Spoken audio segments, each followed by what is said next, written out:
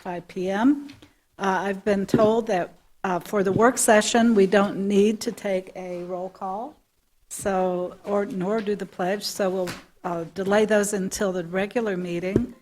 So we'll go right into the work session agenda. All work session items listed are for discussion only. No action can or will be taken. The primary purpose of work session meetings is to provide the City Council with the opportunity for in-depth discussion and study of specific subjects. Public comment is not provided for on the agenda and may be made only as approved by a consensus of the Council. In appropriate circumstances, a brief presentation may be permitted by a member of the public or another interested party on an agenda item if invited by the mayor or city manager to do so. The mayor may limit or end the time for such presentations. Tonight, we have one agenda item, and that is the 2020 census update. So thank you, Ms. Sylvia, for being here. Thank you. And I'll get this open, get this started for you. Okay, here we go. All right, so we are definitely working on our Census 2020. And I'm going to start out with what is the census, why is it important? And what I found just by attending events, I don't want to assume that everybody knows this, because I definitely had people ask me, well, why are we taking this? And I was, okay, well, let me explain this to you a little bit more. So the Constitution requires a count or census of the United States population each decade. Census results determine seats for each state in the U.S. House of Representatives and the distribution of more than $675 billion in federal funds each year that impact public schools and communities. So a complete count, Census 2020 count means to us more money to Kingman for schools, public safety, and infrastructure. The possibility of more representation at the state and federal levels. So very important.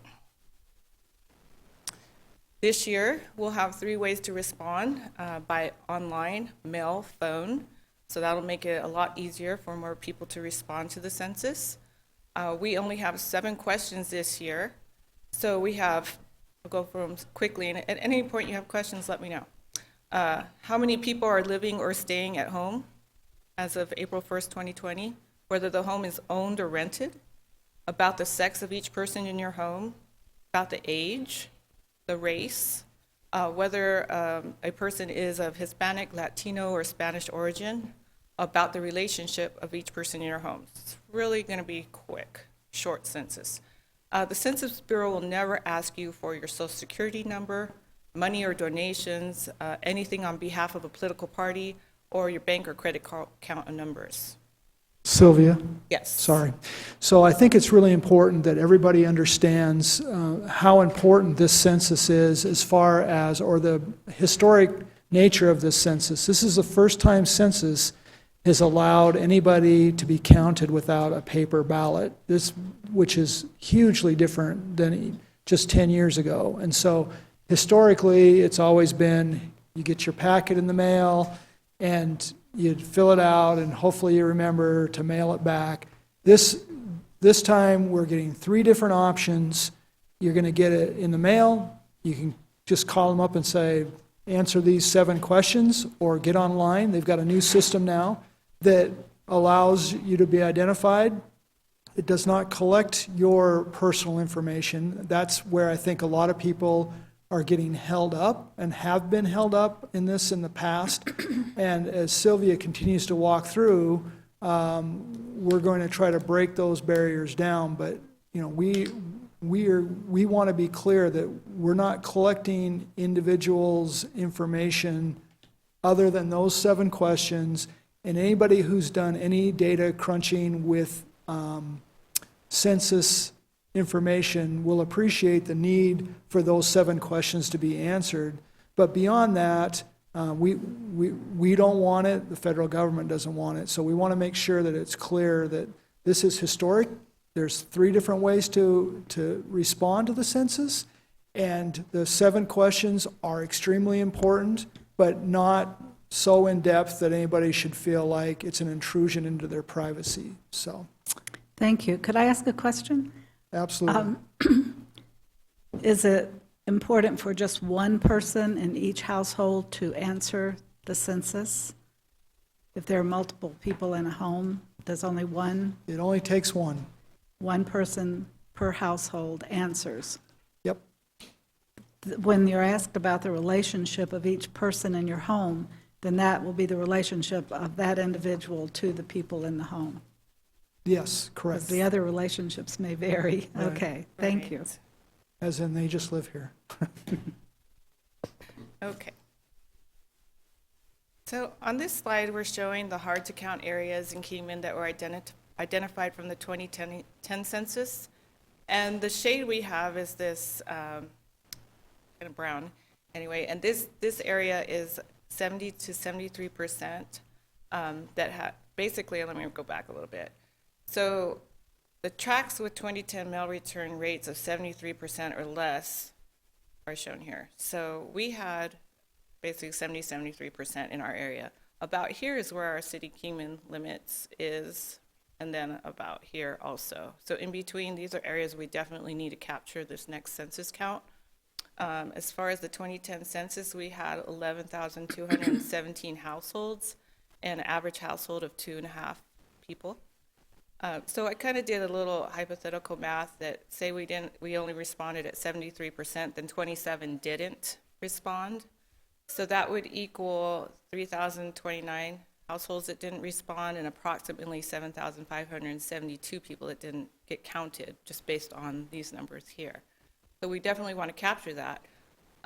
In 2010, we had 28,068 people that were counted. So even just with this little fluctuation here, we could have reached over 30,000, 35,000 more people were counted. And then plus they have this projection rate showing here that with this estimate for 2018, we have a 30,314. So the number should be higher with all of it put together. So our hard to count people are young children, highly mobile persons, racial and ethnic minorities, non-English speakers, low-income persons, homeless people, undocumented immigrants, persons who distrust the government, LGBTQ persons, persons with mental or physical disabilities, persons who do not live in traditional housing. This is where we want to focus and get more people responding. Now, I did have some help from Melissa with these numbers here. And this is showing the census and financial impacts on Kingman, Arizona.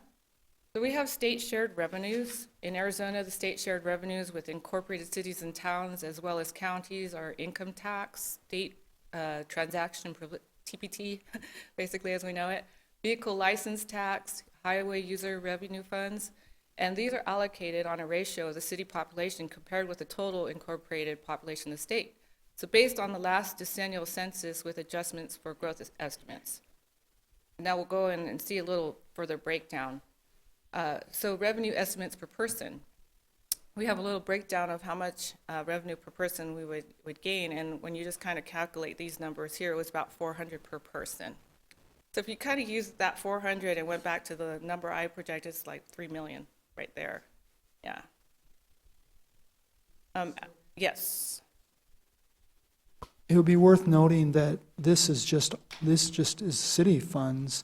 Not only is that a big number, but if you add school funding based on population as well, that number is well over 400. So it starts adding up pretty quickly, and you take 1 year and multiply that 1 year by 10, and you can start seeing the loss of revenue really compounds. So. Yes. Okay, so here's allocation versus revenue. We have total street revenues for fiscal year 20, about 3,797,000. The city of Kingman population allocation contributes 77% of the HERF revenues. So again, more heads counted, more we get to repairing our streets. And this is showing our public safety budget of 21,000, and you can see this portion here is state shared revenues, and this is our sales tax. The more heads counted, the less reliant we are on sales tax, more money we have for our public safety. Okay, so total state shared revenues, urban revenue sharing. is right now 920,308. And then we show our straight transaction privilege tax, about 3 million, vehicle license around 2 million, and this one's close to 3 million. Is there more you wanted to say on this slide at all? I think we I just- covered it, just I think we wanted did to make too. sure that everybody Everybody equates counts. count to Yeah. revenue. And of Yes. course, what's interesting is, the one piece that we don't talk about is count also means expenditures. And the higher the count, actual count, the people actually living here require more services, that increases budgets. And with an inaccurate count based on revenue, it means we have more people to take care of with less revenue. So again, appreciate the finance department looking into this, showing us really how important those calculations are to our revenue stream. And later we'll talk about not, part of our advertising is convincing people not to allow Phoenix and other communities to have our money, because that's really what's happening is when we don't have our people counted, someone else will, and they will get that money for our city. So Okay, so City of Kingman Complete Count Task Force. In order to promote 2020 census awareness and census survey participation, the City of Kingman did form a task force. So since May, this task force has been working closely with the Census Bureau reps and the Mojave County Complete Count Committee. This task force includes staff members from various departments like parks, engineering, fire, police, and also local organizations as part of this team. This task force has attended Census 2020 training and has been in participation with local events and presenting at local organizations. So we continue to seek events and more speaking opportunities. As we're doing this, we're actually gaining more partnerships as well, because when I get to these meetings, then they ask for more information, then they spread it to other organizations and invite us there. So that's a good effect. The task force also helps the Census Bureau get a complete count in 2020 through these partnerships with local governments and community organizations. So we have a really good team right now, that's for sure, and we're adding on to them. So this is the timeline, just to show you kind of where we're at. Right here in 2019 that I have highlighted here, well, I'll go back a little bit. 2018 showed that basically tribal leader, governor, our highest elected officials or community leaders determine complete count committees. And we did determine we have a complete count task force. So we have this item checklist. We also received training, so we're good here. And then in 2019, you're supposed to continue establishing CCCs, where we have one established, but we do add on as we are going through our presentations and other people want to join our team.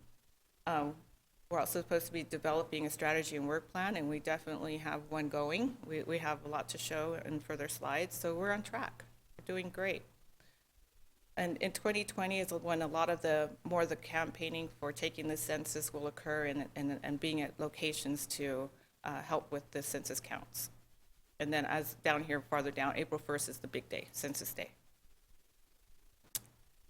Okay, so this is where we've gone so far and where we're going as far as events and speaker presentations. Our very first event was City Services.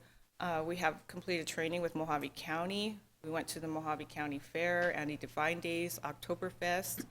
We spoke at Kingman Rotary and Main Street meetings, and we have more coming up soon here as well. We're going to walk away from drugs tomorrow, so hope to see you there also.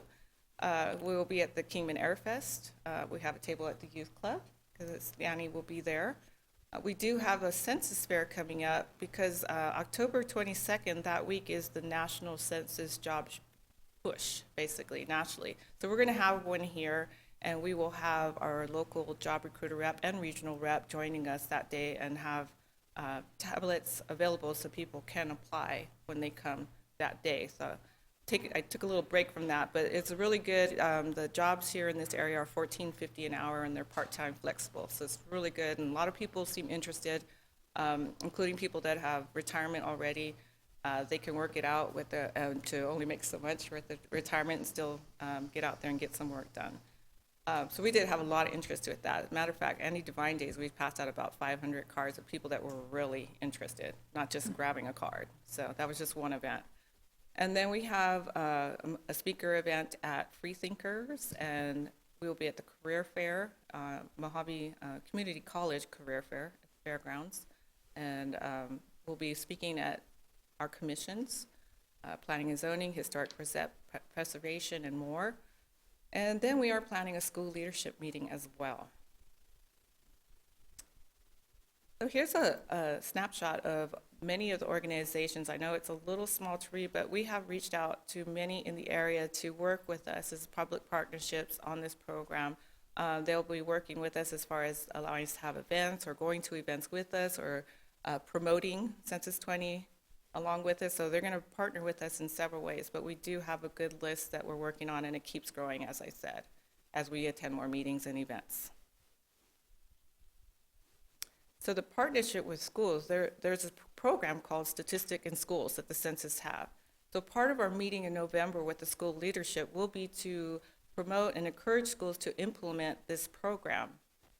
Using this program in the classroom during 2019 and 2020 school year will support efforts to make sure every child is counted. They are one of the undercounted people in our area. So this program will really help. This count impacts federal funds that the schools receive for special education, classroom technology, teacher training, after-school programs, school lunch assistance, and more. So there are some really great curriculums available online for schools to use, which tailor to various grade levels and subjects like math, English, geography, more, and there's also a lot of great maps on there. So this is the website where this can be found, but that will be our goal at this meeting we plan in November. And just so you know, one of our main focuses is going to be on schools, because as we know, when children go home and talk to their parents or bring material home, or mom and dad ask, "What did you learn in school today?"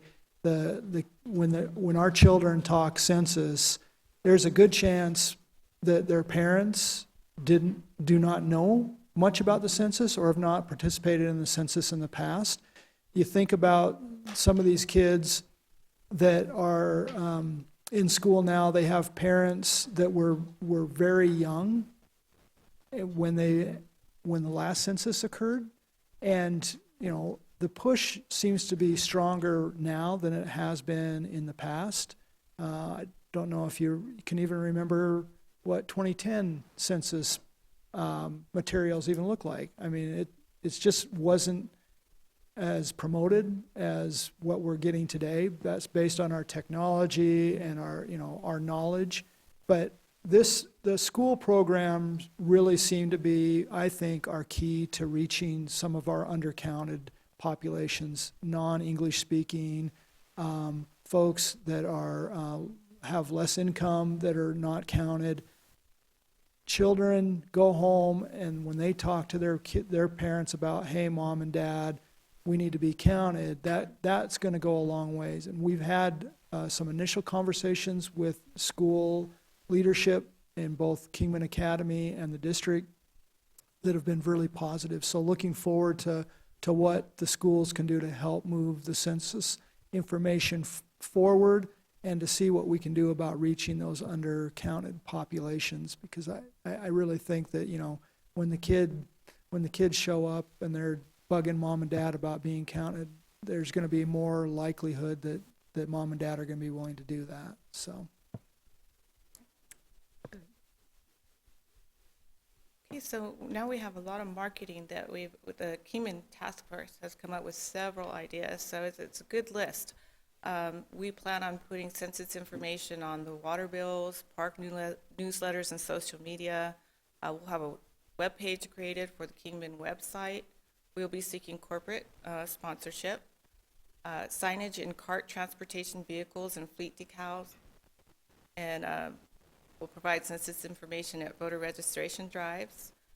We want to hold a Census 2020 employee luncheon because we want our staff counted. We want our staff to know how important it is to count our family and friends, so we will be holding that.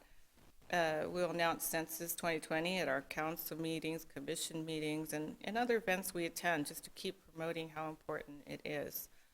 We'll be also working with Tri-City area leaders to promote Census 2020 with media. Oh, I did that twice. Sorry. Okay, so we will be doing that twice. So then we will also be doing billboards and banner signage throughout Kingman, more so in the hard-to-count areas. We are looking at local school graphics program to help us come up with a City of Kingman Census 2020 logo.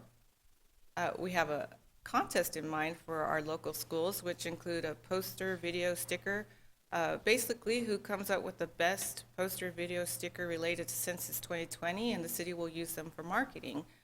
This contest will be divided by grade levels, primary, junior high, and high school, and there will be cash prizes awarded to the winners, and we will use the winners of that contest to market more.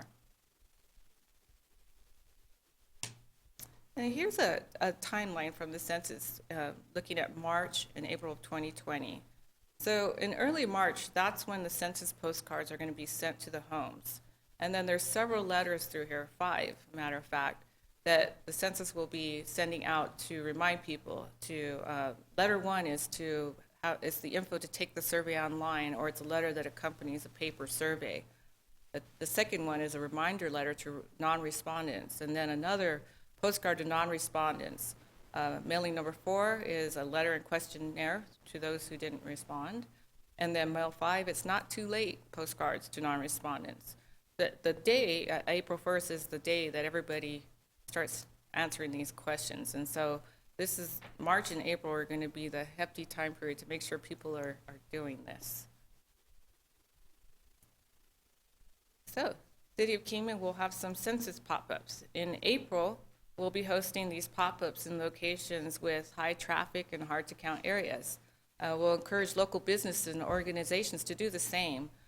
These pop-ups will include members from our task force, the Census Bureau, and encourage people to take the survey on site. There'll be tablets available on hand for residents to take that 7-question survey. And these events will be intended to be fun, so while getting residents to take the survey, there'll be things like census swag and refreshments to hand out at these pop-up events. So why is this important to Kingman again, right? So we know everybody counts and it helps with funding, and I keep reiterating about that, and that includes redistricting and where our money is going to be, but it's also used for retail. People use these numbers for retail, looking where they want to go. Businesses use it as well to determine where they want to locate and what jobs. And realtors, it says real estate developers use the census to build new homes and revitalize neighborhoods.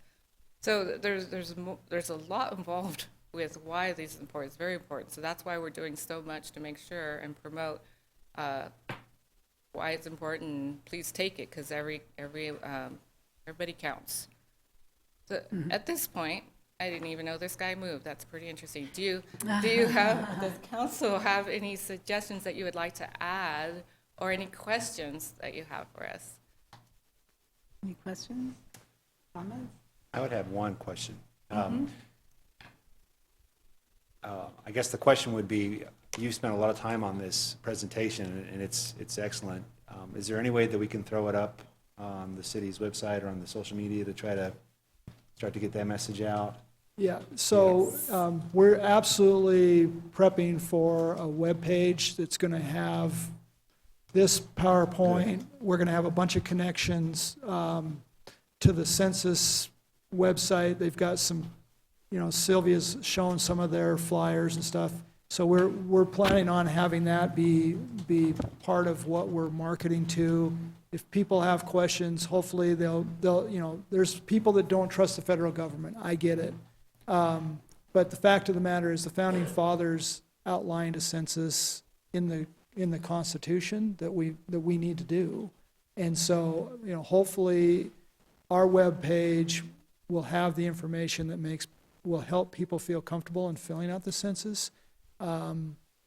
And so, yeah, this material, along with a whole bunch additional material, will be on that webpage. That's excellent. I was going to ask, and it'll be mobile device friendly? Yeah, our website is, yes. Okay, that's great.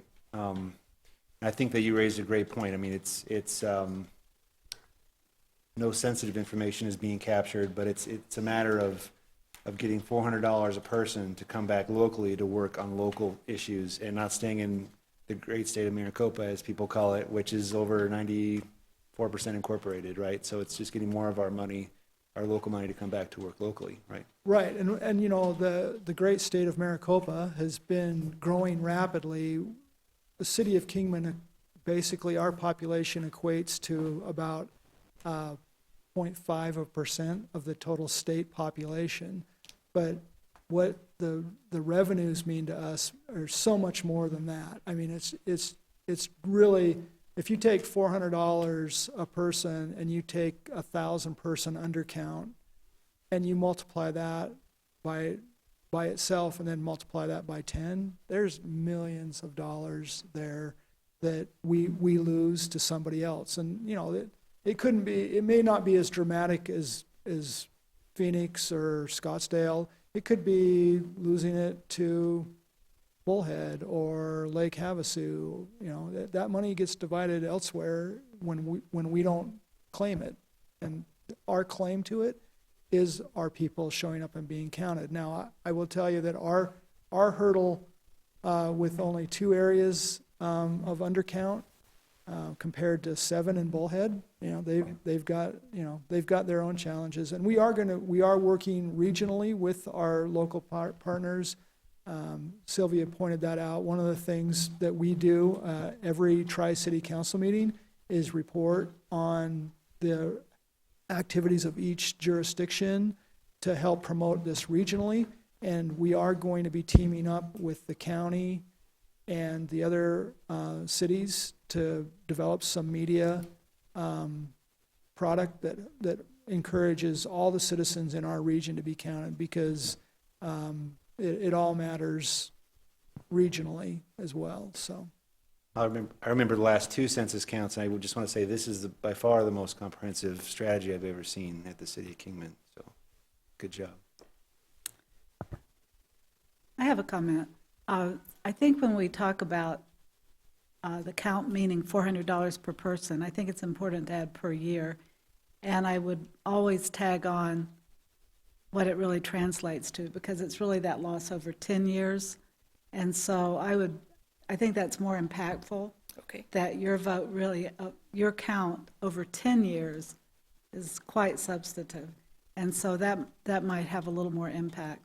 And the other thing I noticed was I really like the outreach to the schools, and perhaps it would be good on the materials that go home, and maybe it already does, but to certainly have either contacts that the parents can contact in the city or at the schools or both, and also events on it that if they want to come and get help electronically filling it out, especially since that is the targeted population may not have computers at home, and so just make it as easy as possible for them to say yes, and so on those materials. But it is an excellent presentation, and we do talk about it at every Tri-City Council meeting, and I think that collaboration in the media is going to help a great deal get the message out countywide. But your task force is doing a great job. It Thank is you. a great team. well, and Mayor, just to piggyback on that, one of the things that we're actively going to encourage the county to do is to make their libraries, especially here in Kingman, but across the library system, the county library system, is to have that advertising as part of, you don't have the ability to do it electronically, yes you do. All you've got to do is be able to get to the library. And we've also talked about being able to do it at City Hall, having a kind of a kiosk here, where if you're in line to pay your utility bill, that we could also I be like encouraging that. people to just step over to the kiosk and complete their 2020 census right there while they're at City Hall. So they're going to try to create those really easy places. Again, Easy access. because, the mail system, you get a bunch of junk mail, you get the census information, oh yeah, I'm gonna do that, right? You put it with the rest of your junk mail. If it's not on your mind, it probably gets thrown away at some point. Or people have good intentions to do it, they fill it out, and they just forget to put it in the mail. So with this new system, being able to, you run across it, it's a little bit late in April, you don't have to pop it in the mail. You can get on your phone, call it in, you can get on a tablet, you can go down to the library, come down to City Hall, fill it out. So we're feeling like obviously there's a lot more opportunity for people to get this information into the Census Bureau and be counted. So hats off to the feds for having these options, because I know that there was conversations as early as 2 years ago saying that people didn't feel like the federal government could pull off electronic kind of submission of census information, and they've done it. So hats off to them. They've been a great partner. Our regional representatives from the Census Bureau have worked closely with us, and one of the things I think it's still really important to put out is, if you know someone who needs a part-time job or would like a part-time job to help, it's very rewarding, because it means so much to the community, and they're desperate for people to good people to sign up and do the job, and you get paid for volunteering, basically, that's great news for them. So if you know anybody, please encourage them to do so. What is their point of access to sign up for the job? We have Is it's a website link that, I don't know if I think we posted that Yeah, before. we've posted it several Yeah. times. But it's this I remember right from here. 2010, the Arizona at Work was a natural place to go, because they had a lot of census information, and they had people there that could help you apply for the jobs. Yeah. So that's, I'm assuming they have the same kind of access at this one, so that it could be at the county building or at your job fair, which was when again? We're going to, October Census. 22nd, next October 22nd. Wednesday, from 2 to 6 p.m., right here. Excellent. Yeah, so I do have a couple other things I didn't cover as we were talking, and I just thought about it too. But some of the most common questions that I get at these events that really need to be clarified for people, again, is that I've had a comment like, well, does this mean that they're going to take more money from me? And it's like, no, actually, your money's going to be able to be put back in Kingman and not sent somewhere else. So it's always good to clarify those things. And then some people weren't sure if they should take the census while they're here in Arizona because they live in Alaska half the year or even out of country. But it's everybody counts. Whoever is here at that time takes the census, everybody, yes. So that's another good point. And then if there's any other organizations that you are involved in or would like us to speak at, please let me know. And events the same, and so we can continue having a partnership with everybody in the city of Kingman to make this work.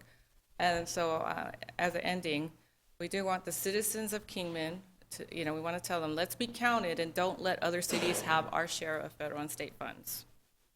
That's what I have today. Certainly. Yes. Are we planning on sending something out in the water bill? Yes. We are. I wondered if maybe it would help to have whatever goes in the water bill include a note from the mayor, so it's a little bit more personal about what this means to our city. I think all of the federal, the presentation is wonderful, but sometimes it's nice just to see a local face, the mayor's picture with a note saying, please fill out the census information, because it means a better, a stronger city or whatever. I think that would speak to people on a more personal level. So we're planning on PSAs, videos from the mayor and others that would be happy to be part of a video. And yeah, as part of our, what we're doing in our mailers, in the utility billing mailers and other, parks brochures and stuff, that's exactly what we're going to be looking for is, I don't call them testimonials, but definitely invites to take part and be counted. So yeah, you're exactly, it's one of the things that the committee's talked about is, who are those additional stakeholders that would really have the ability to get people counted, right? Mayor, elected officials, is there other, Chamber of Commerce, Becky may be that person, right? So it's those things I think are going to mean a lot. I don't know what my phone. Sorry. Those are the things that are going to mean a lot to people if they can relate to a person or that personal invite. Again, we're trying to get, a large portion of the people we're trying to reach have a distrust in government. And so, what we know about local government is that if there's trust in government, it's found at the local level. So if we have local leaders, whether it's within the city or it's the Chamber of Commerce or a respected business person saying, hey, let's be counted. You count. No, it's not going to cost you. It actually costs you if you don't register, right? So those are the things that we're working on. The PSAs I'm pretty excited about. They'll be pretty short, just individuals inviting people to be counted. And like I said, the things that we insert in the utility bills will be exactly what you're talking about, is because it's going to mean more. The one slide you had that had all the different reasons how you're impacted, it's this one. I really like that one because the other thing I think speaks to people is the shopping and the restaurants. We always hear people talk about, we wish there was more shopping here, and we wish we had more restaurants. And so that's kind of a surprising one that I don't think somebody would correlate the census to, but letting them see that these are all the reasons, I think that's one of the best handouts. Very informative. Agreed.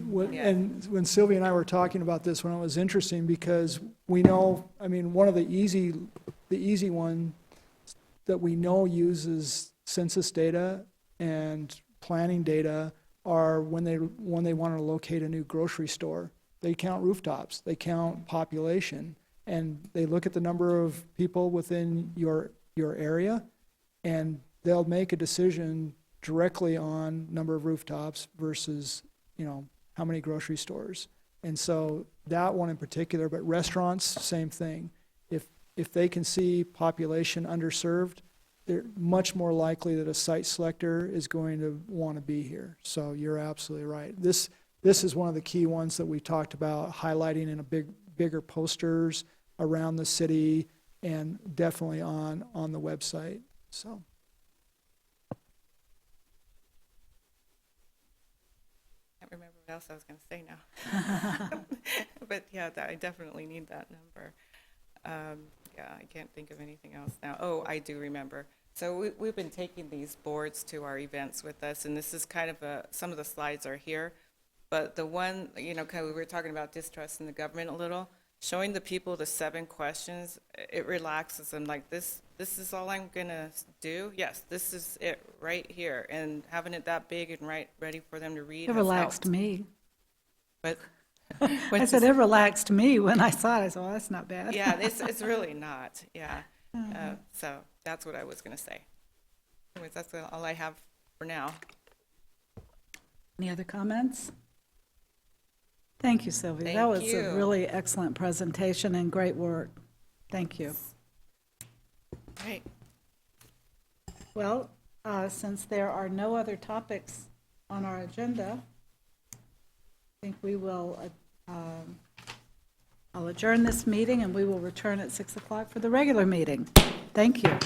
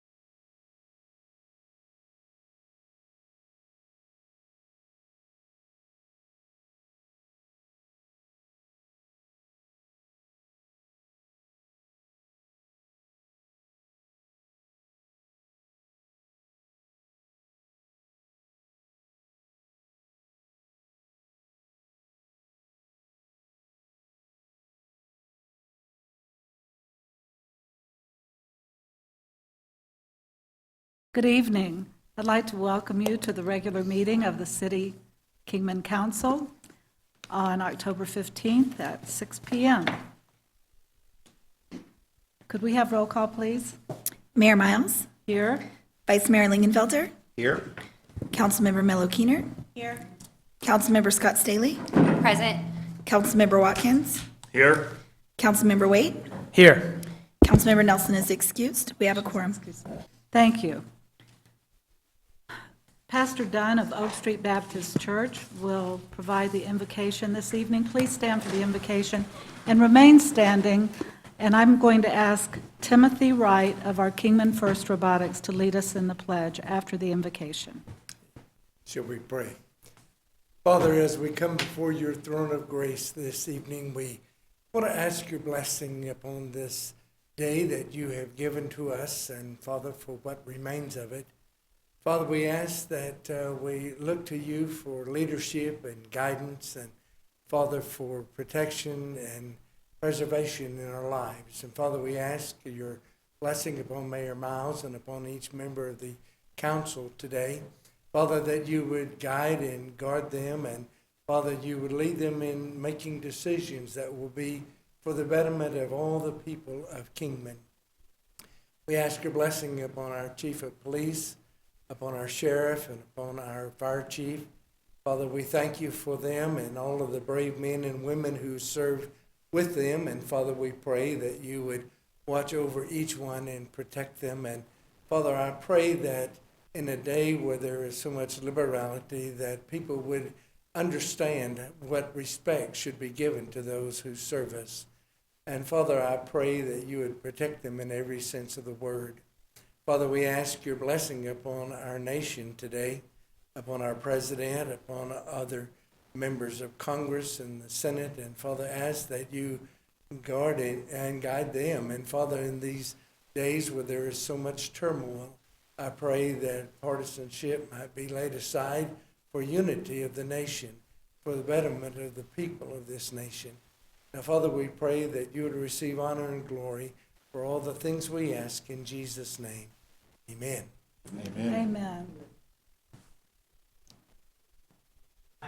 Allegiance To the flag of the United States of America and to the republic for which it stands, one nation, under God, indivisible, with liberty and justice for all.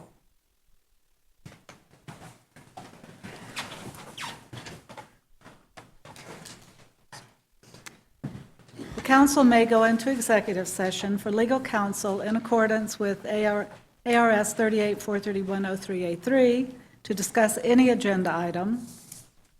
The following items may be discussed, considered, and decisions made relating thereto. Our first order of business is our awards and recognitions section.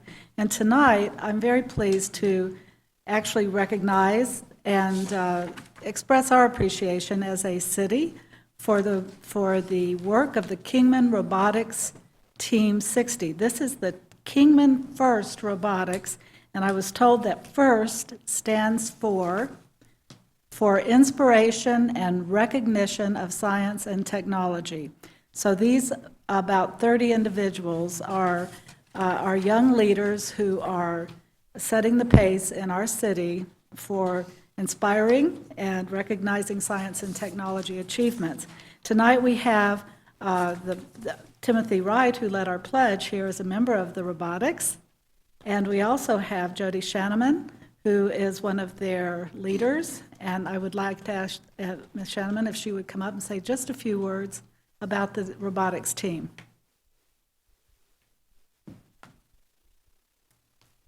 Thank you for the kind introduction, Mayor Miles, and I want to extend my appreciation for Vice Mayor Lingenfelter. He stopped at our booth at the fair, which we've been at incessantly for every year that I can remember.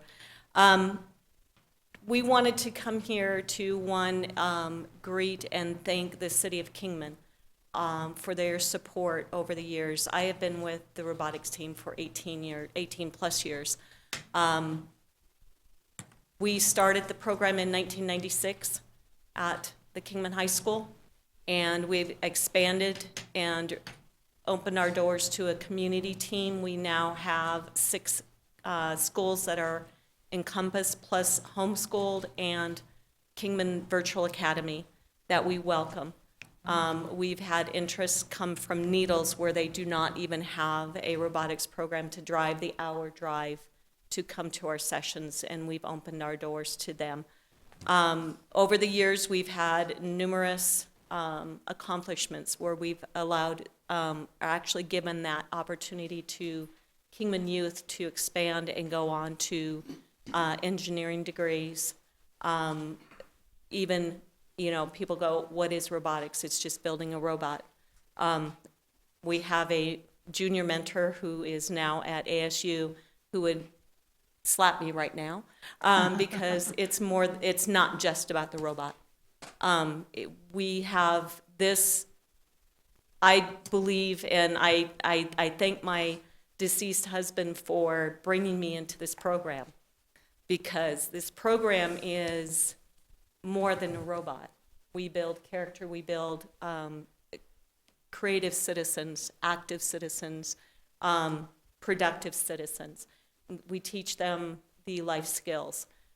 They learn everything from financial, graphic arts, web design, computer programming, to machining, to actually working with the machines and building something with their hands, using their minds, thinking outside the box, as one of our mentors always is, shaking his finger, think outside the box. The first program is more than just the robot. We give back. Our young citizens have to give back to the community. Kingman has always been there for us. We've had some really dire times, not only within the city, but also within our program. We've gone from 57 students, chartering buses and whatnot, to down to 6 traveling to national competitions. We've gone to 3rd in the world. Right now, we are expecting, or we're traveling down to Tempe ASU this coming weekend. If anybody's free, it's a free program. Come down and watch us, support us. We're at ASU campus on Saturday for a state competition. We finished high enough in the rankings in the state that we were invited to come down and perform and compete. In January, we start our new build season. Our season never ends. We go year-round. Most school clubs shut down for the summer. As you saw, we were out there. We're beating the streets, we're helping, we're cleaning lots, we're fundraising, we're giving back to the community. We just want to extend our gratitude to the city and to the sponsors and to the businesses.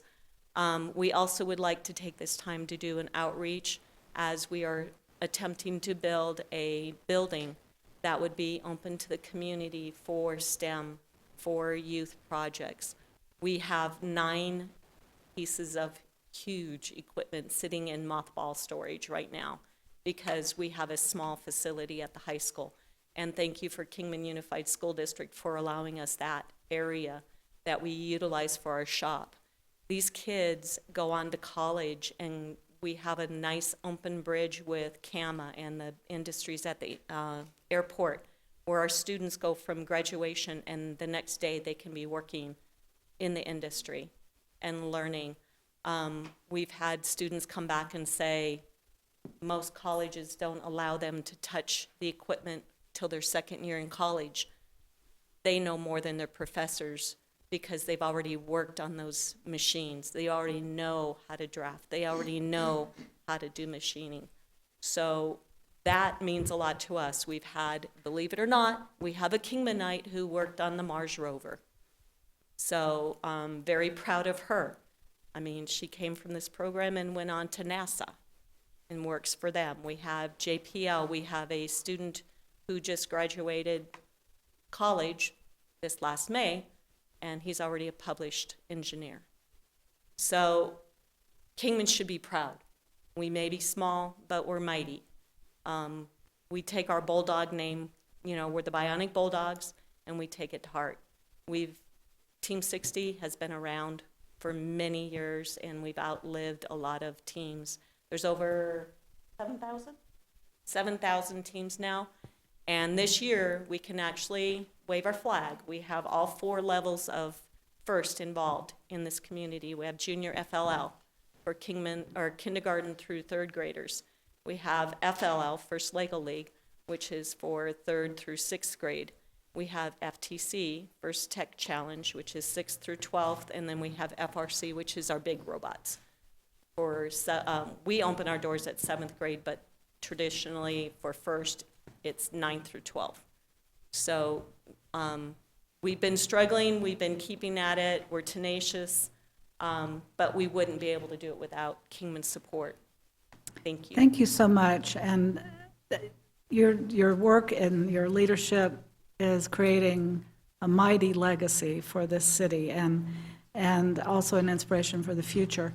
There are many conversations going on right now that I think perhaps you should be a part of as we move forward on some of our educational initiatives. But for tonight, I just want to thank you for informing all of us of this wonderful work that you're doing with our youth. And I'd like to thank Timothy for being here to represent members of the club and all of you that are working so hard. This is a stellar performance. So thank you. I'd like to invite the council to come down and have the rest of your team come up, and we'll have a photograph with your membership and your leaders.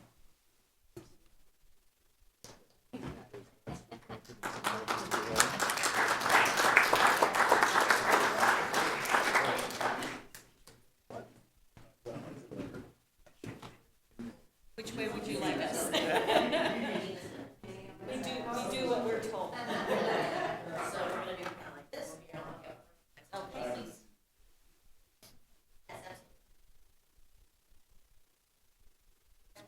Travis is tall, he gets to stand in the back. Here.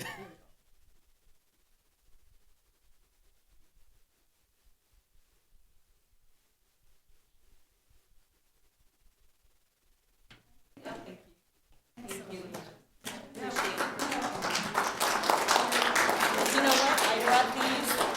This is just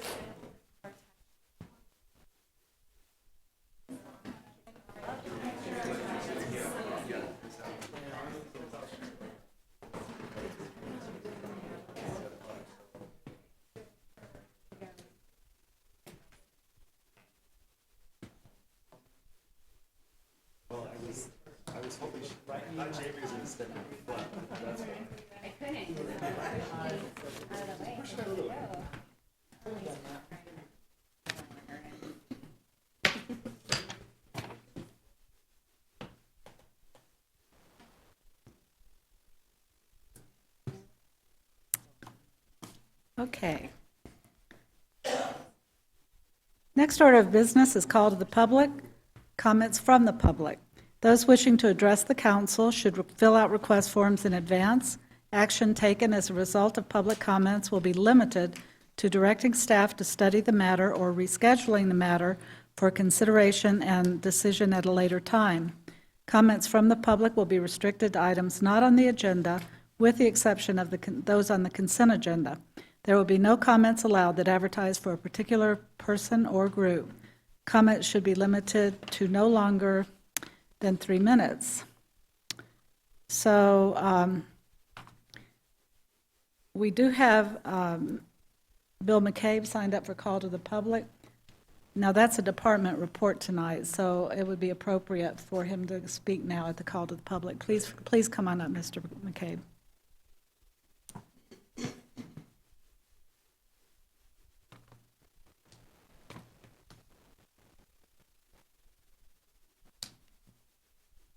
Good evening, Council.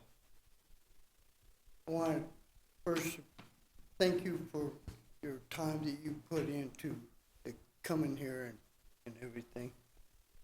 I know, it takes time out of it. First thing I want to talk about is when ADA first was established. It was on July 26, 1990. President George H.W. Bush signed into law the ADA, comprehensive civil rights law prohibiting discrimination on basis of disability. The ADA broadly protects the right of individuals with disabilities in employment, access to state and local government services, places of public accommodation, transportation, other important areas of American life. Next, talk about is the regulation 35105, which is self-evaluation, which is supposed to take part a year after. It says a public entity within 1 year of the effective date of this part, evaluating current service policies and practice and effect thereof that do not or may not meet the requirement of the part, and to extend modifications of any such services, policies, and practice to require the public entity shall proceed to make the necessary modification. Part B, a public entity shall provide opportunities to interested persons, including individuals with disability or organizations representing individuals with disability, to participate in the self-evaluation process by submitting comments. A public entity that employs 50 or more persons shall, for at least 3 years, follow the completion of the self-evaluation, maintain on file, and make available for the public inspection. A list of interest persons, consultant, a description of areas examined and any problems identified, a description of any modifications made.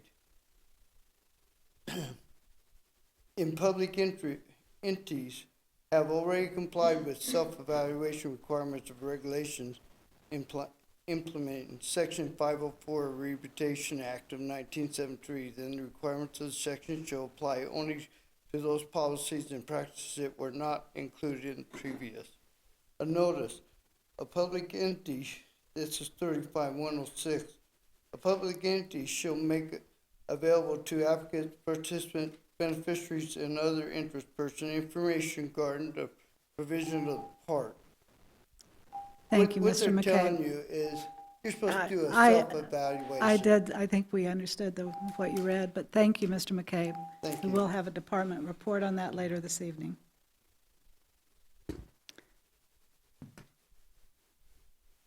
Okay, I have no one else that signed up to speak to the public, speak from the public. So we'll move on to the consent agenda. All matters listed here are considered to be routine by the city council and will be enacted by one motion. There will be no separate discussion of these items. If discussion is desired, the item will be removed from the consent agenda and will be considered separately. Is there any member of the council that would like to remove an item from the consent agenda? Hearing none, then I would entertain a motion to approve the consent agenda, items A through I, as presented. Madam Mayor, I'd make a motion that we approve the consent agenda, items A through I as presented. I'll second. We have a motion and a second to approve the entire consent agenda. All in favor, aye. Aye. Opposed, nay. Ayes have it, motion carries. Tonight, we have no old business. So for new business, we have one item, request for street improvement deferral for portions of South Second Street, Cedar Street, and Golconda Avenue. In accordance with Section 22E of the City of Kingman Streets and Sidewalks Development Rules and Regulations, Mike and Stephanie Roundy, property owners and applicants, have requested a deferral of the street improvements on 3 streets, South Second Street, Cedar Street, and Golconda Avenue, adjacent to 311 South Second Street. The Traffic Safety Committee reviewed this request on September 24, 2019, and the consensus was that it did not appear that the deferral request meets any of the criteria for a deferral. Staff request council direction. Good evening, Rich. Good evening, Mayor, members of the council. This is a street improvement deferral for portions of South Second Street, Cedar Street, and Golconda Avenue, adjacent to 311 South Second Street. This aerial map that you see up today, you can see that there's an existing duplex on the property at the corner of Golconda and South Second. The proposal is to add a single-family house to the property, additional tiny home, and a detached garage. Because we are adding additional dwellings on the same property and already have a duplex on the property, this meets the definition of a multiple-family property. It is zoned R2, thus it does trigger the street improvement requirements. So, as you can see from the map here, it borders 3 streets. It joins about a 250-foot section of South Second, a 320-foot section of Cedar Street, and a 290-foot section of Golconda Avenue. So the required street improvements under the street policy would include a new 5-foot wide sidewalk, curb and gutter, and match-up pavement along all the street frontages. There was a street improvement deferral that was granted in 1993 for the duplex, just the portion of the duplex borders those streets. It was granted until other improvements were required in the area. So if improvements are triggered on the rest of the site, those improvements would also be triggered in front of the duplex as well. So this is a couple of photos of the site. Top photo is taken of South 2nd Street. You can see there's no street improvements in the area at this time. And Cedar Street is also, it's on the north side of the property. It's only partially improved at this time.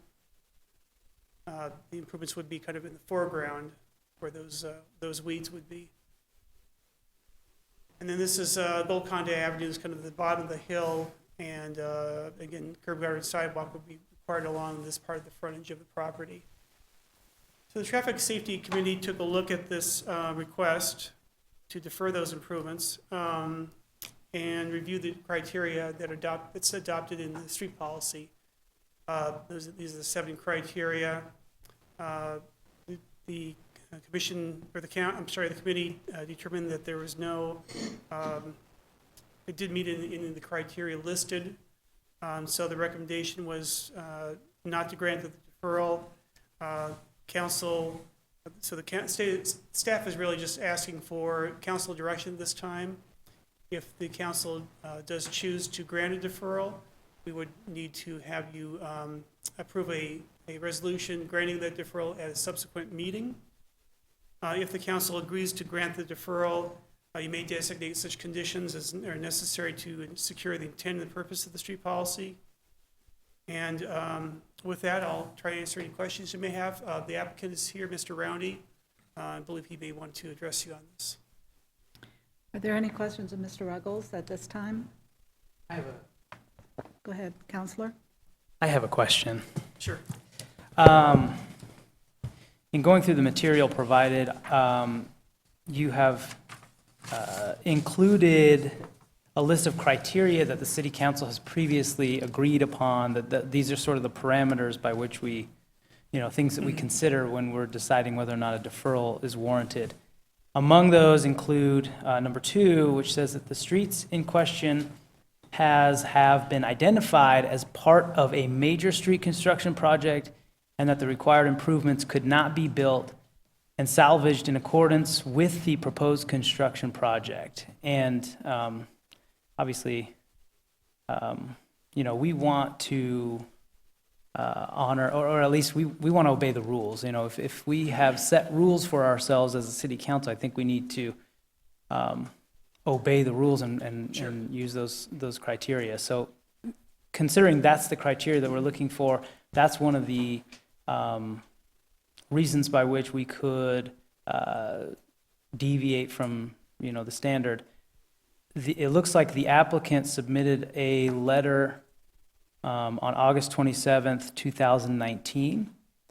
And one of the issues brought up was there are future underground utilities planned for the area, meaning that any street improvements would need to be disturbed and then repaired. And so with that, I have 2 questions. One,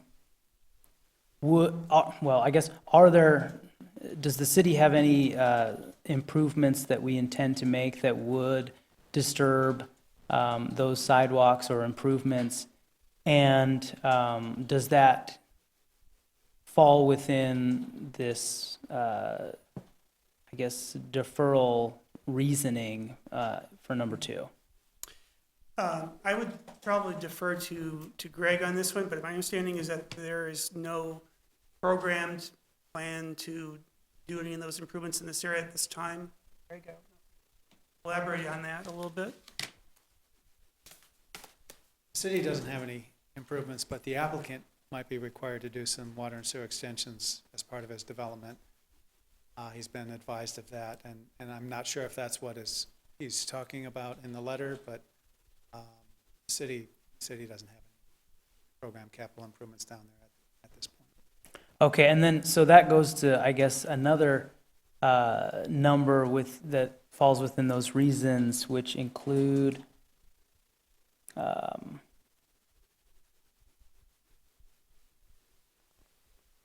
the property affected will be developed in phases, and it is beneficial to complete street improvements in conjunction with a later phase of the project, provided there is a reasonable assurance that the project will be completed in a timely manner. So if the applicant were to provide some sort of timeline and then sort of discuss with the city the different steps that they need to take to improve the entire property, and that included completing those sewer lines that you'd mentioned prior to the sidewalk and gutter improvements, would that be okay?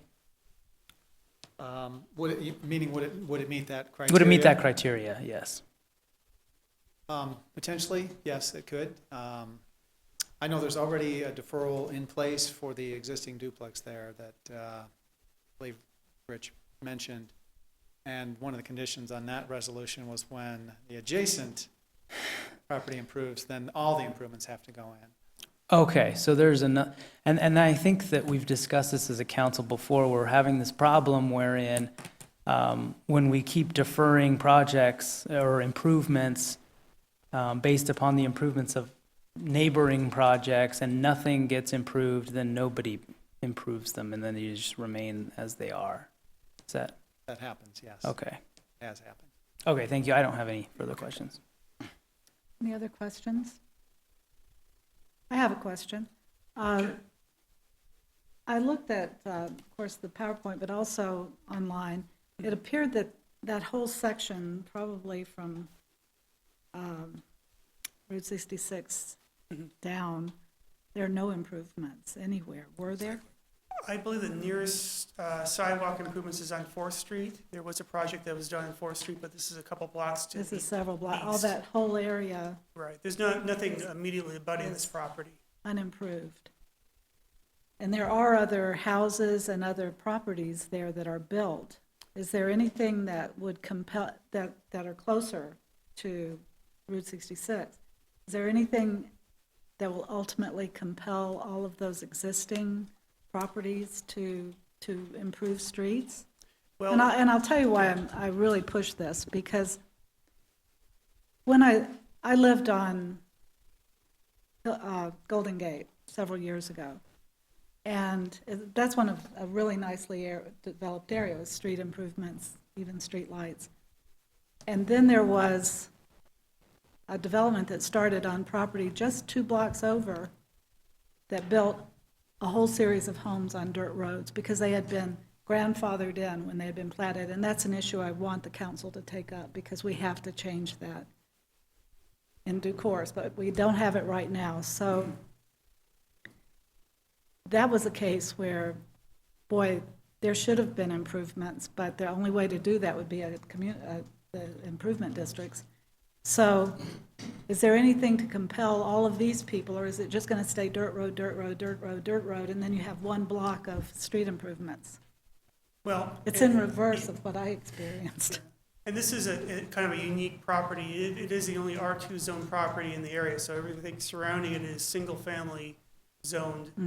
And so in these older subdivisions, you're correct, single-family homes do not normally trigger the completion of street improvements. Now, the council could pass an ordinance, and you have in a few spots around town, pass a specific ordinance that says those improvements do have to occur when someone develops a single-family home. We also changed the street policy recently to say that if you're on a roadway that the city is currently not within our maintenance system, not just a platted road that's paper street essentially, you do have to do full improvements on those streets. It's the ones that are, as you mentioned, the dirt streets that are already there, that we're already grading, maintaining. We don't have a mechanism, aside from the council ordinance, we don't have a mechanism for compelling those improvements when those properties develop with single-family homes. But even if we made one, those single-family homes that already exist would be exempt. That would be correct, unless you pass, say, an improvement district. Then the city But puts they it would in. have to Right. agree to that, yeah. Right. Okay, thank you. Any Sure. other questions? I just have one question. Yeah. If I understand this issue correctly, there's a number of criteria, 1 through 7, and I heard you state that this may not have met any of them. So I'm just curious, as the professional staff, why it's coming to the council as a request council input, and why it didn't come with a recommend denial recommendation? It should have come with a recommendation one way or the other. And Carl and I, when we reviewed it, we talking about it as soon as it popped up that we had missed that. But our goal is to always have a for or against recommendation. So apologize for that. It did go through the proper channels to end up here, but that was missing. So acknowledge that. I appreciate the information. Yep. Thank you.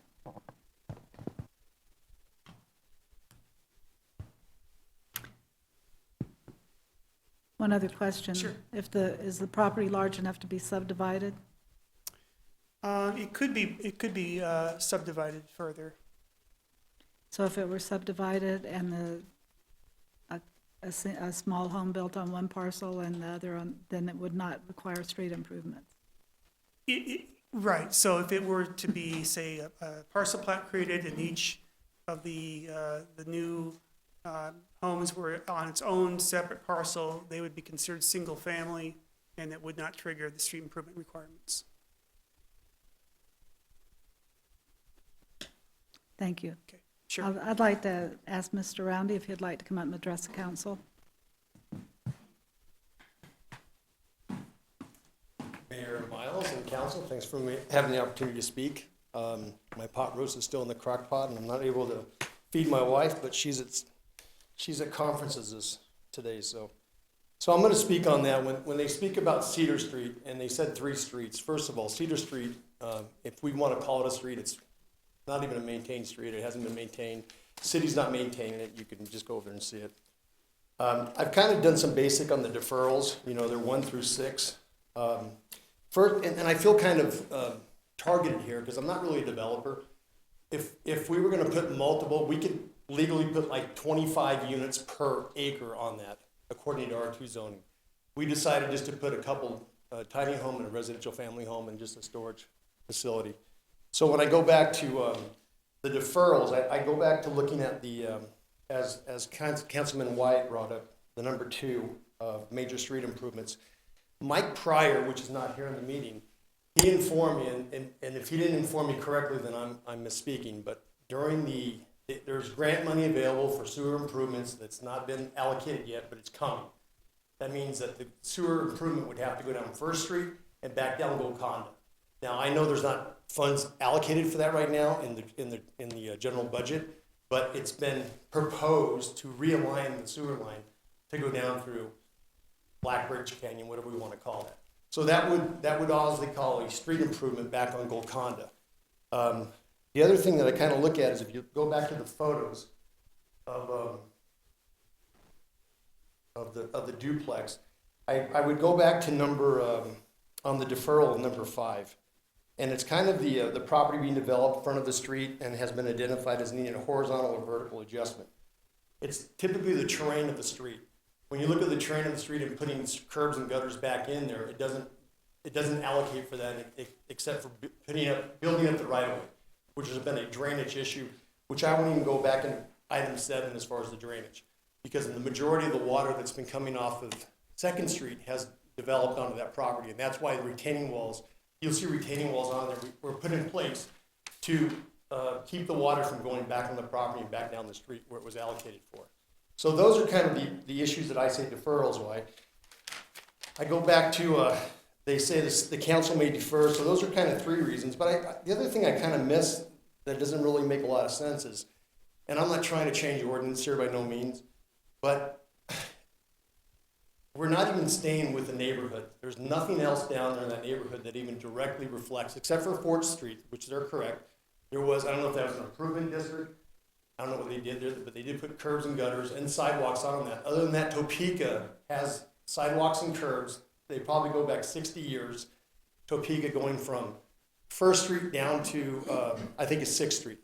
The other thing that I would bring up is Central Commercial, which is on the corner of Topeka and 1st Street, which used to be a beer distributor.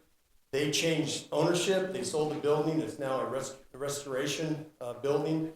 And even in your own ordinances, it says, in case of redevelopment or remodeling of any multifamily, commercial, or industrial complex, street improvement will be required for the property frontage affected by the redevelopment or remodel. That building changed occupancy, they did some remodeling, and there's been no improvements on that. And that's been probably in the last 5 or 6 years. So I just want some clarity here as what's going to be required of me as far as developing this. As far as the initial expense that I'm going to be subjected to. And it doesn't, there's no precedent down there that even shows that curbs and gutters are going to benefit the property down there or give me any equity in the property. It's not going to benefit the general area of the neighborhood. 1st Street and I think it's Golconda going there. We're still dealing with dirt roads. So those are some of my issues that I have with trying to get the deferral.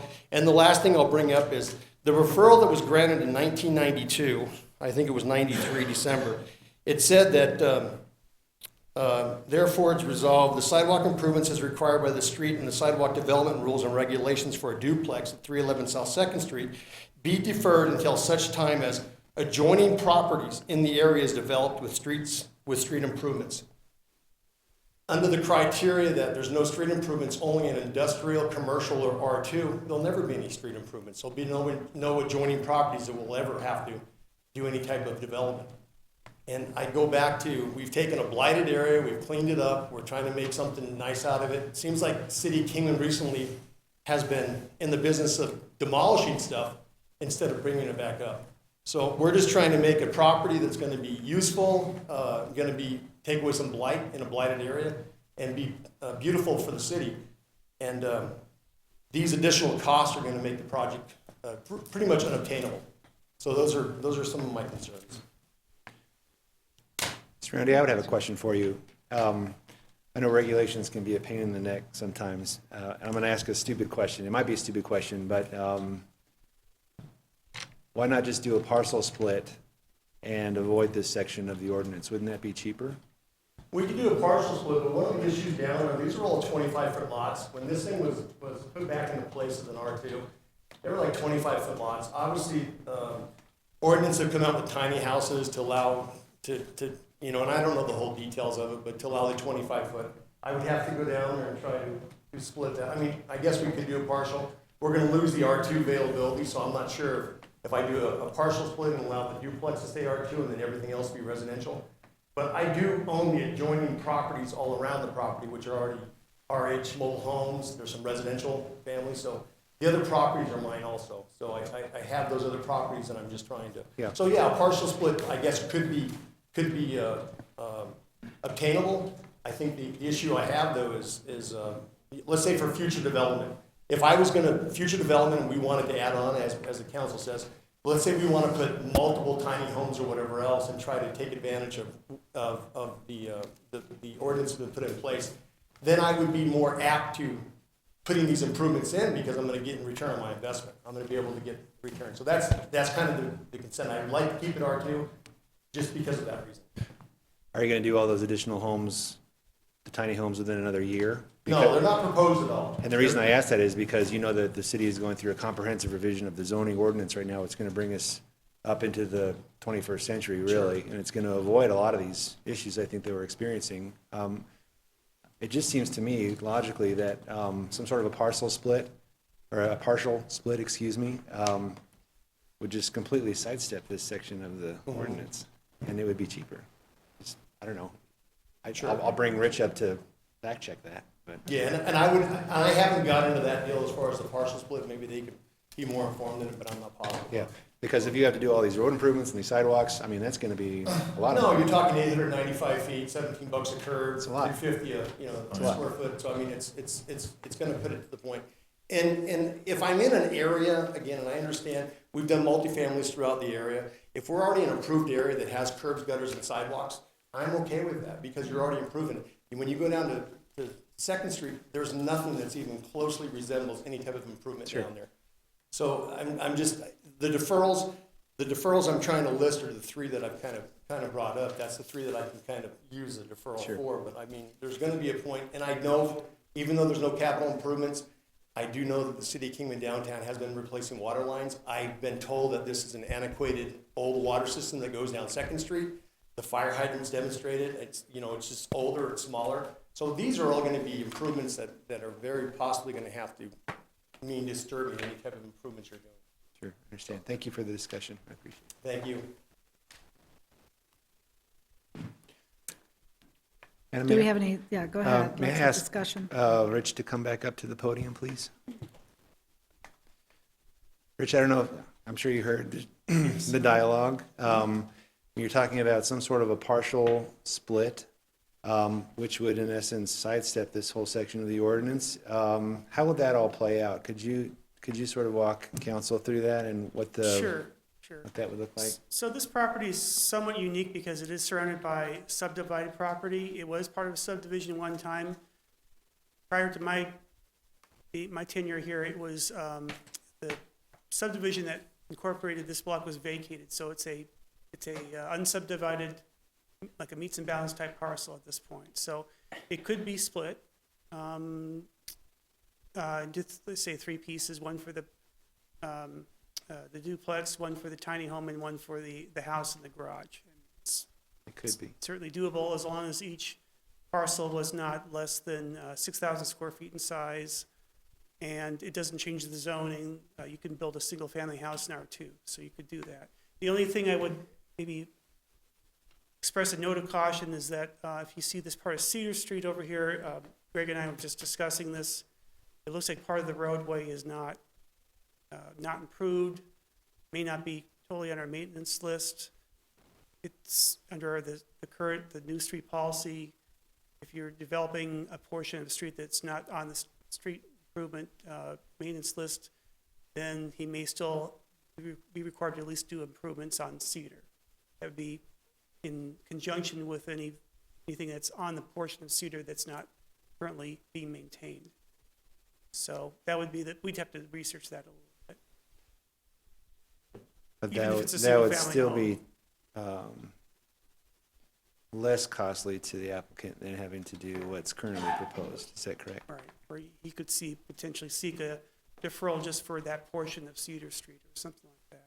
And that's not guaranteed. You still have to research that, right? I'd have to find out, yeah, exactly to what extent our improvement area Got it. is. Thank you for the information. Sure. I have one more question for you while you're out Sure. there. Mhm. I'd hate for you to go all the way back and then get pulled back in. So the applicant brought up another potential justification or reason for the city council to possibly approve a deferral. He mentioned number 7, or at least it seemed like he was insinuating that number 7 would apply. And it states that drainage problems are such that the required street improvements would create drainage flow problems that need to be addressed by a comprehensive street redevelopment project. In your opinion, have we even looked into that? And then 2, do you think that would be, that the applicant has the justification for the deferral based on criteria number 7? Get an engineer, probably would have to evaluate the situation and see if there was existing problem that would be exacerbated by putting in those street improvements? Be my answer. I don't know if Greg would have a different opinion.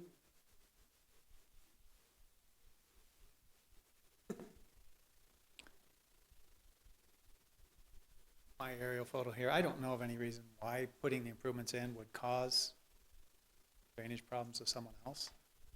And that hasn't been brought up. Hasn't been brought up to staff before, so we really haven't had a chance to look at it from that standpoint. But normally the applicant would have an engineer provide an opinion as to why they might think that putting those improvements in would cause some drainage issues somewhere.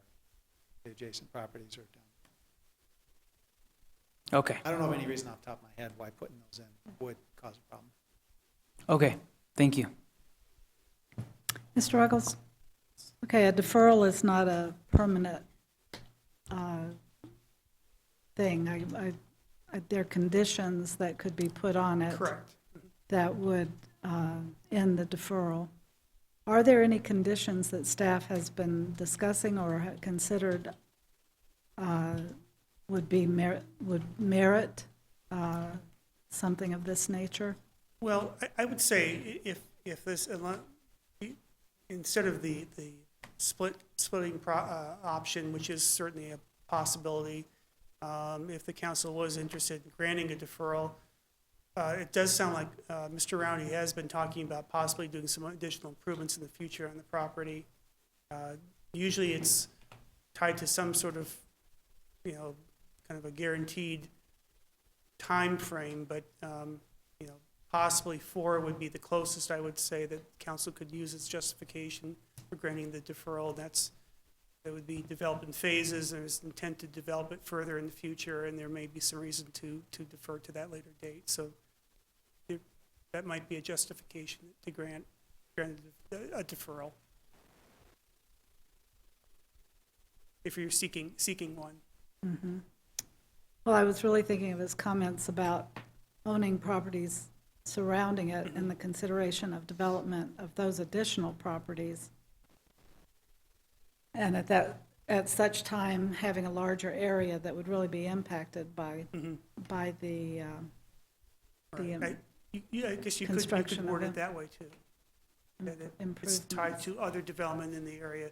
It's just, as I said, there's really no other R2 zone property in the immediate area where there would be a trigger that would normally occur, so. True. Thank you. Sure. Anything? Okay. Council would like to discuss this? Any comments?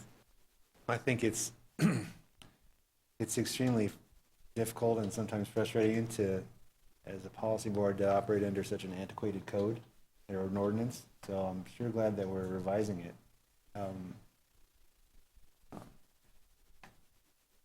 Logically, to me, it seems like the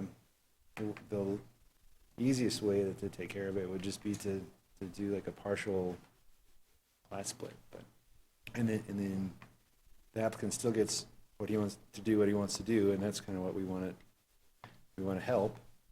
And at the same time, you're still staying consistent with what your ordinance is, which I think is less than to be desired. It's tough.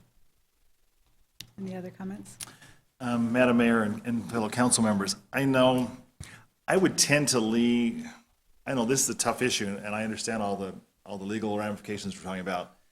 But even as Vice Mayor Lingenfelter pointed out, that we are doing some revisions on these codes, which means in some ways we should defer this to a certain extent because of that. I'm just excited somebody wants to do some improvements south of the railroad track. Exactly. I mean, it's new buildings going on down there. I mean, it's property that's not worth a lot of money. And that's exciting in itself. And so I think we need to encourage that. Secondly, I think it's going to stick out like a sore thumb if he had just sidewalk right there on his property. And, at this point in time, I think it would be something to consider a deferral. Is it possible for us to ask staff to come back with a resolution? Oh, Mr. Cooper, did you want to say something? I guess I was going to point out that, one, I think, because the code says what it says, if you want to defer, you need to make a determination of which one of those criteria that you can defer it with. Staff has advised you that they felt there were none. I think Councilman Lingenfelter, or Vice Mayor Lingenfelter, offered quite a good proposal that might be worth tabling this discussion to allow staff to discuss this more thoroughly with the applicant, and that might be able to resolve some of the issues, because in reality, that seems to be the best way to operate around this, this code as it exists. And just the fact that we are updating various portions of our code is not a legitimate reason to not enforce it as it stands. Sorry. Thank you for your comments.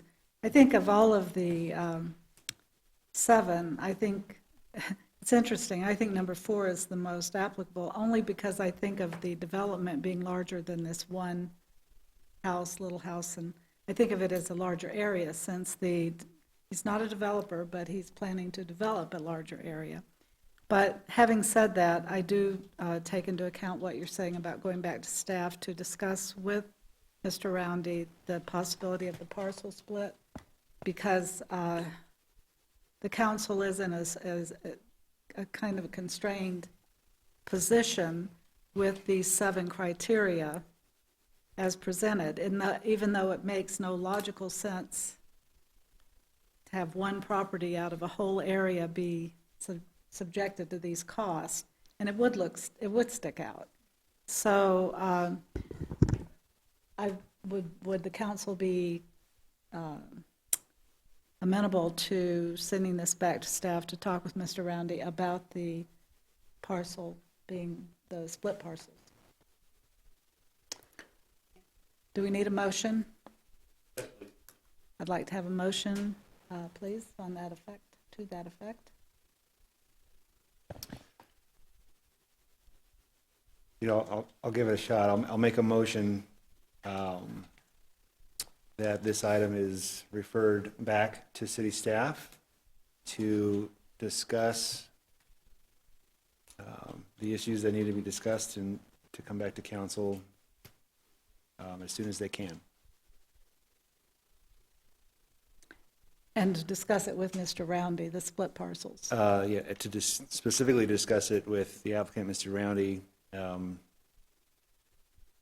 time is of the essence, obviously, because time is money, right? So. Right. I second that motion. Okay, there is a motion and second to refer this back to staff to discuss this with the property owner, including consideration of creating splitting the parcels to avoid the current zoning designation. All in favor, aye. Aye. Opposed, nay. Ayes have it, motion carries. Thank you.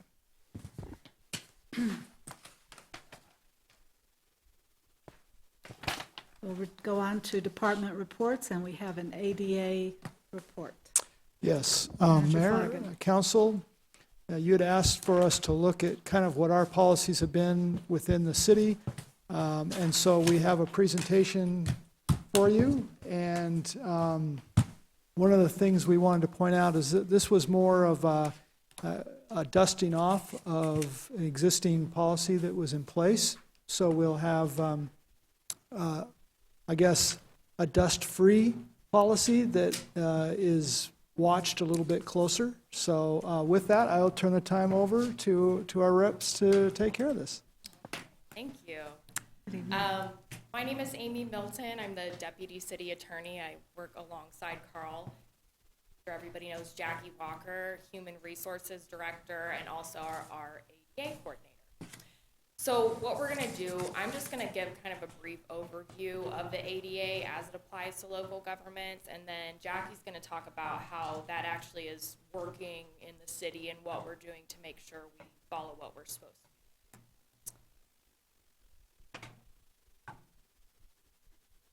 All right, so as Mr. McCabe already pointed out, the Americans with Disabilities Act was signed into law by President George H.W. Bush back on July 26th of 1990. one of the biggest civil rights laws enacted since the Civil Rights Act of 1964. And as he pointed out, it prohibits discrimination. It prohibits discrimination against those with disabilities. Among other things, it requires covered employers to provide reasonable accommodations to their employees with disabilities. And also, as Mr. McCabe has been talking about, it imposes accessibility requirements on public accommodations.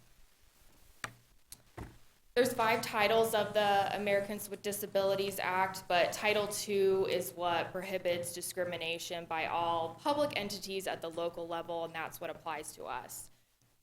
In 2006 and 2007, the Department of Justice released a best practices toolkit, and they did it in different increments that help cities and local governments improve their compliance with Title II of the ADA. And that's what we've been using to look at to make sure that we're complying with that. The 3 main things that the best practices toolkit really focuses on is 1, designating an ADA coordinator, which is Jackie, giving notice of the ADA's requirements, which Jackie's going to talk about that a little bit more, and also establishing a grievance procedure that's necessary under the ADA. Jackie's also going to, Mr. McCabe touched on it a little bit with the self-evaluation that the ADA coordinator is supposed to do to make sure that we're in compliance with things in the ADA.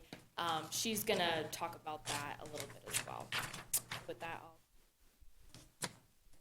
Mayor and Council.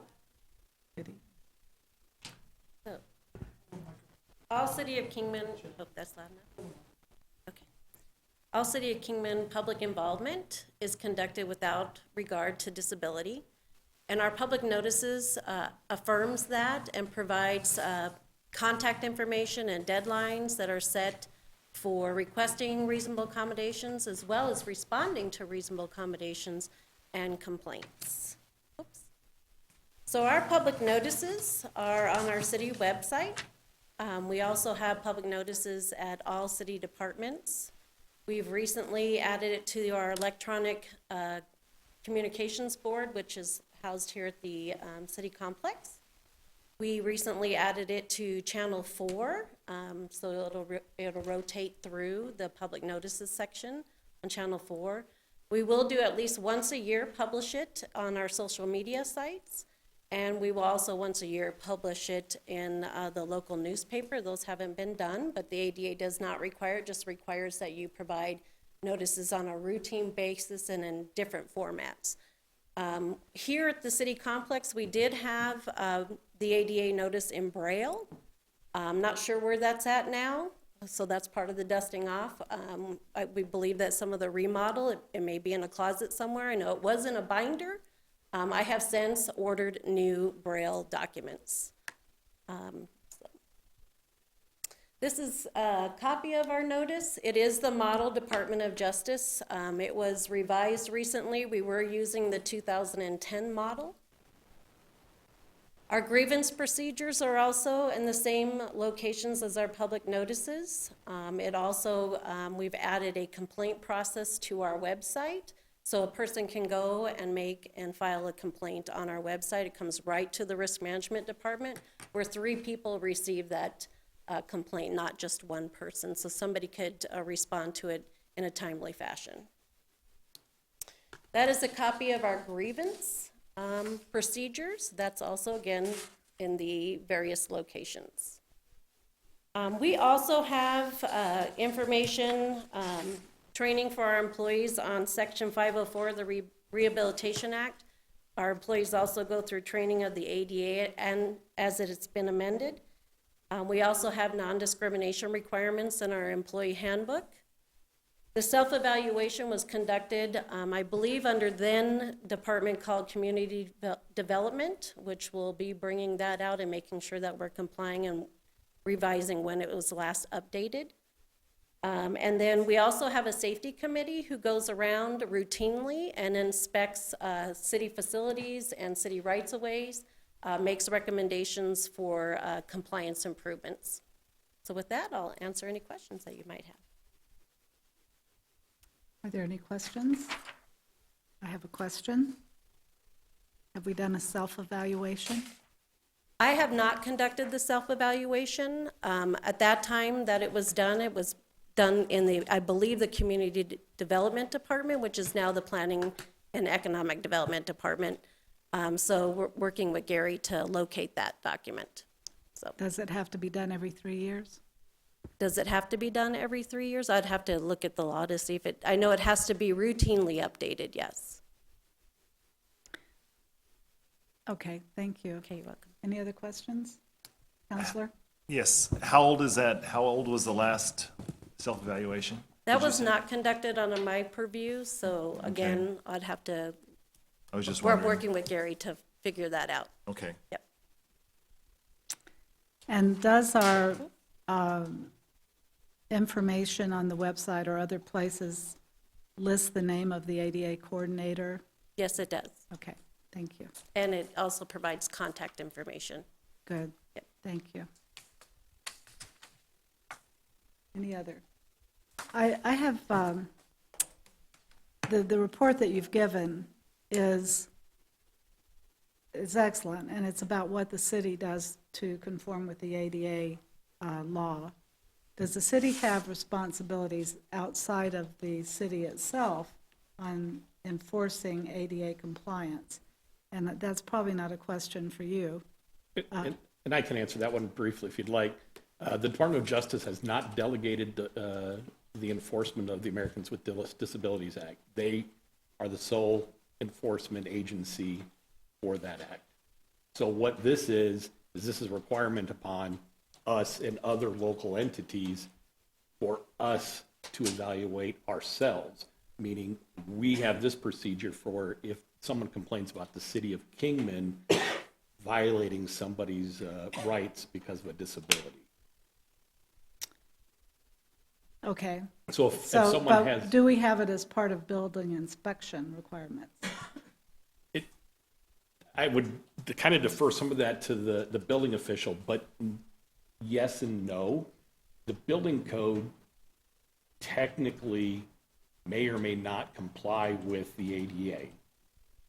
I believe ours does, but we're not, I guess I'm trying to figure out how I say it. If there is a building that is in violation of the ADA and is not a City of Kingman building, the Department of Justice enforces those ADA codes. Okay. Thank you. Thank you. Carl, may I ask a follow-up? Sure. To that? If a private business chooses to make any sort of improvements, at that point, there is some sort of an ADA consideration. Right, and what happens is, like I say, kind of going back, our codes comply with ADA, and there's certain requirements that kick in. And it's kind of this dual responsibility, I guess, is, again, I keep looking over the building official. It's they got to build into our codes, and our codes are going to reflect some of these ADA standards. So when you're building or making these improvements, you're going to comply with the ADA standards. And that's really the only way that the city, that's the only compliance mechanism that the city of Kingman has on private businesses, right? Anything else outside of that is directly Department of Justice? Correct. And I would say this is, I hate to narc us out, but a few years ago, we received a letter from the Department of Justice that we had, I think, a bathroom and a sidewalk issue at one of our parks. And a citizen had come through, was unhappy, and filed a complaint, a legitimate complaint. And the Department of Justice gave that information to us, and we had a mediator that we worked between the complaining party and the city of Kingman. We found what we needed to do to bring those standards up and correct that action and inform the mediator as well as the complainant. That's the process that other businesses would go through as well, because those are the folks that really do the job to do that enforcement. It's a quite simple process that they're available to do online, make the phone calls to the Department of Justice. They have plenty of folks out there that really take care of it, and then there's the local folks that do more of that hands-on mediation portion. And Thank you, we've sir. had that with service animals as Thank you. well. Yeah. Thank you. Any other questions? Thank you both for the presentation.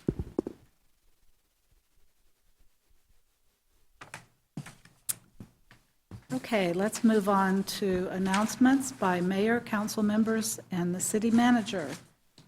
Manager Foggin, do you have any announcements? Yes, thank you, Mayor. Several announcements, actually. First, just a reminder to the public and to the council, Walk Away from Drugs event, which is a very large event, is going to take place tomorrow. I believe we will walk to the park from the Smiths area, starting at 5:30, and it's always very well attended, so would want to make sure that we invite the elected officials and the public to that. And then just want to let everybody know that we are getting ready to kick off our next citizen survey. Hopefully, that we will have that out and mailed to randomly selected folks.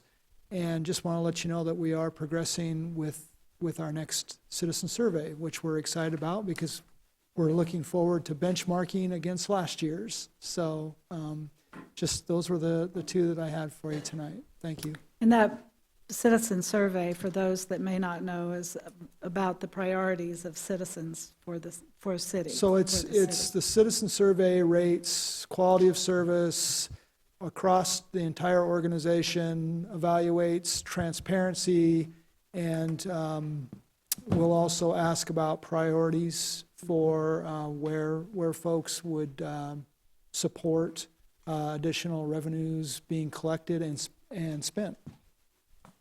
Thank you. Okay, Councilor Watkins.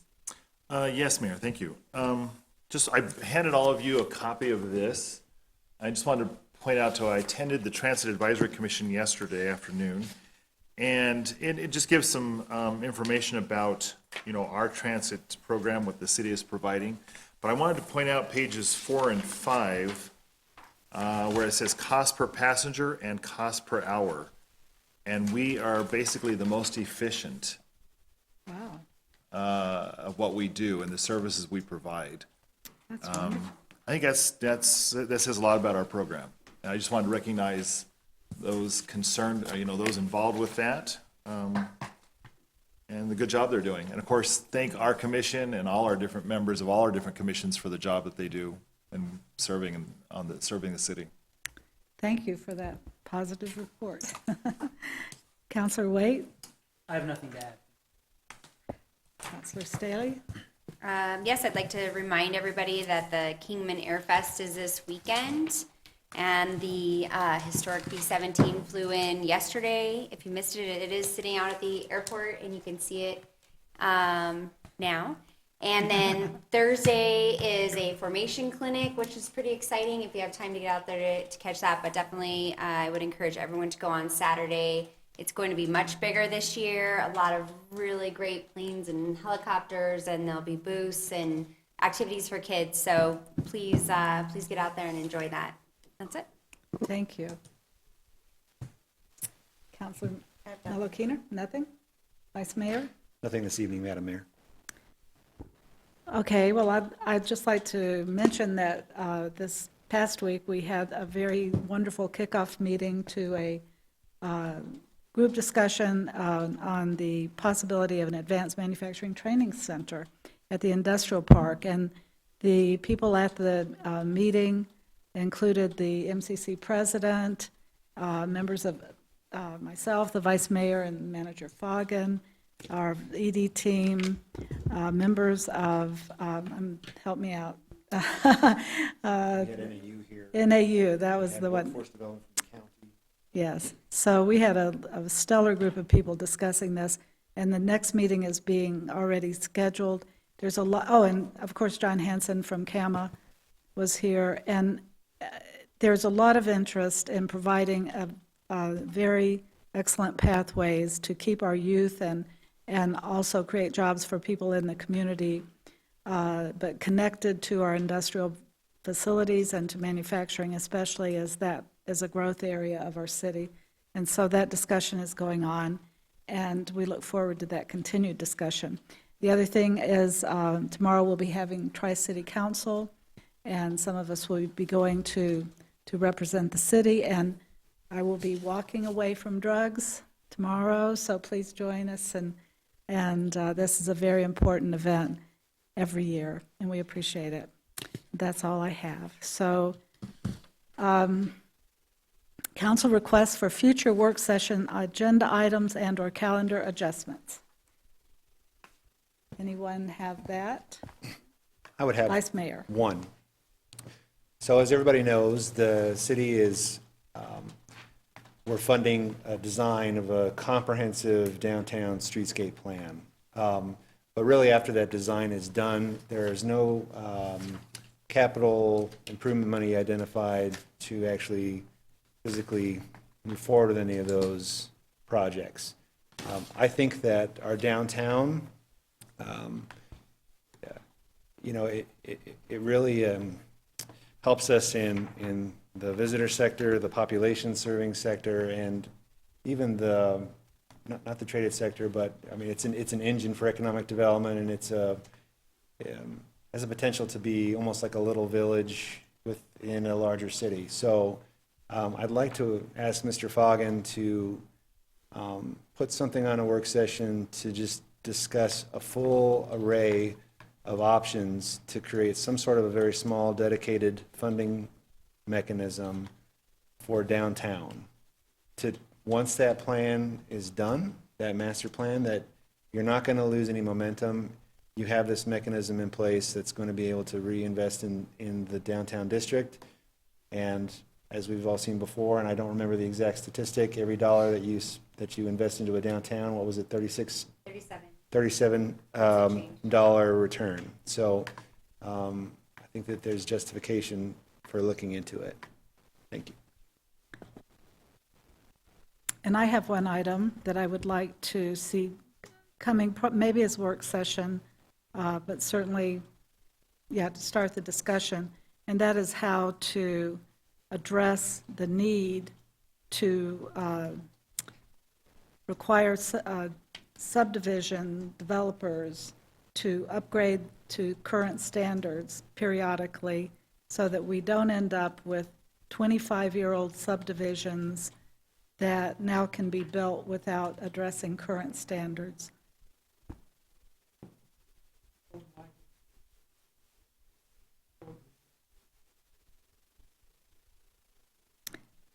Does it have to take that long? Because that is going to be several years, isn't it? We'll add it. I really think, now that I've seen 2 examples in like 2 months, it's I think that's something we need to at least have the dialogue and know where we want to go. Because our citizens, just like the case over in Hilltop, where it was long ago grandfathered in, and then when they built, they did not have to develop current street standards. So let's have that discussion. So, anything else? Then I think that I would entertain a motion to adjourn. I motion that we adjourn. Thank you. Second? Second. I motion is second to adjourn. All in favor, aye? Aye. Aye. Nays. Ayes have it. Motion carries. Good night.